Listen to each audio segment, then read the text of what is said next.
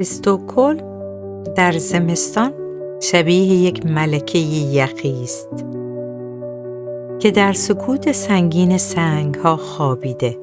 باد لابلای ستون‌های قدیمی می‌پیچد و همه چیز در انتظار یک جرقه است. اما پشت این درهای بزرگ و پاشکوه داستانی متفاوت در جریان است، جایی که سرمای خیابان پشت ابهت تاریخ متوقف می شود. به بانک هتل خوش آمدید، جایی که بهار نه یک فصل که یک انتخاب است. زیر این سقف شیشه‌ای بلند خورشید استکهلم زودتر از همیشه بیدار می شود و لابلای گلهای تازه و مخملهای رنگی جشن می گیرد.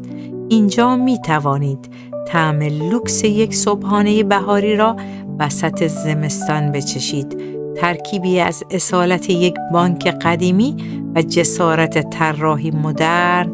اینجا نبض زندگی تندتر میزند. اگر به دنبال بهار گم شده تان در قلب استکهلم هستید، میدانید کجا پیدایش کنید. شما بگویید کدام فصل این هتل را ترجیح می دهید؟